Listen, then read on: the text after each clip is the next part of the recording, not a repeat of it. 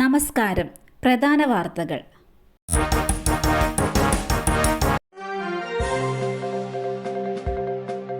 ബലാത്സംഗ കേസിൽ റാപ്പർ വേടനെ ഇന്ന് ചോദ്യം ചെയ്യും. ഹൈക്കോടതിയിൽ നിന്ന് മുൻകൂർ ജാമ്യം ലഭിച്ച സാഹചര്യത്തിൽ അന്വേഷണവുമായി സഹകരിക്കാൻ ഇയാൾ ബാധ്യസ്ഥനാണ്.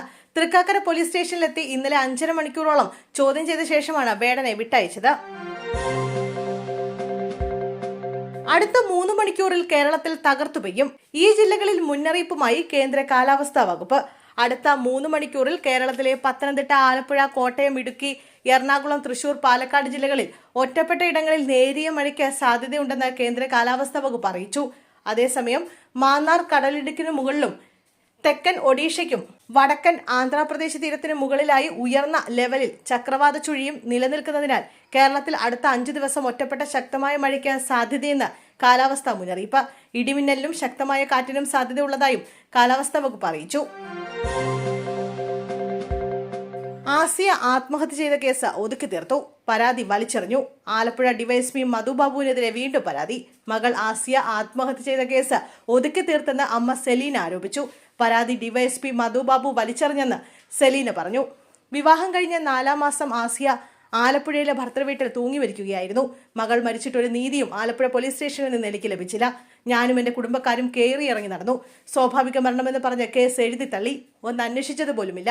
മകളുടെ ഭർത്താവിനെ ചോദ്യം ചെയ്തത് പോലുമില്ല. പരാതിയും കൊണ്ടു ചെന്നപ്പോൾ അത് വലിച്ചെറിഞ്ഞു. കള്ള പെറ്റീഷനാണ്, അതൊന്നും ഇവിടെ നടക്കില്ല, ഇറങ്ങിപ്പോയെന്ന് പറഞ്ഞു. വേണമെങ്കിൽ കോടതിയിൽ പോയി തെളിയിക്കാനും പറഞ്ഞുവെന്നും സെലീന പറഞ്ഞു. ഇടുക്കിയിൽ വീട്ടിൽ യുവതി പ്രസവിച്ച സംഭവത്തിൽ അസ്വാഭാവിക മരണത്തിന് എടുത്ത കേസ് ഒഴിവാക്കി. പോസ്റ്റ്മോർട്ടം റിപ്പോർട്ട് പുറത്തു വന്നതിന് പിന്നാലെയാണ് നടപടി. കുഞ്ഞ് പ്രസവത്തിന് മുമ്പ് മരിച്ചിരുന്നതായി പോസ്റ്റ്മോർട്ടം റിപ്പോർട്ടിൽ വ്യക്തമായിരുന്നു. യുവതി വീട്ടിൽ പ്രസവിക്കാനുണ്ടായ സാഹചര്യം അന്വേഷിക്കും. വിജയെ ആശുപത്രിയിൽ എത്തിച്ചിരുന്നെങ്കിൽ കുഞ്ഞ് രക്ഷപ്പെടുമായിരുന്നു എന്നാണ് ആരോഗ്യവകുപ്പ് പറയുന്നത്. ഭർത്താവ് ജോൺസണെതിരെ ചൈൽഡ് വെൽഫെയർ കമ്മിറ്റിക്ക് റിപ്പോർട്ട് നൽകിയിട്ടുണ്ട്. മണിയാറൻകുടി പെരിങ്കാല സ്വദേശി ജോൺസൺ ഭാര്യയ്ക്കും കുട്ടികൾക്കും ചികിത്സയും പഠനവും നൽകുന്നില്ലെന്നും ഭർത്താവിനെതിരെ നടപടി വേണമെന്നുമാണ് പോലീസ് റിപ്പോർട്ട്. പ്രിയ സുഹൃത്ത് നരേന്ദ്രമോദിയുമായി സംസാരിക്കാൻ ആഗ്രഹിക്കുന്നു ഡൊണാൾഡ് ട്രംപ്.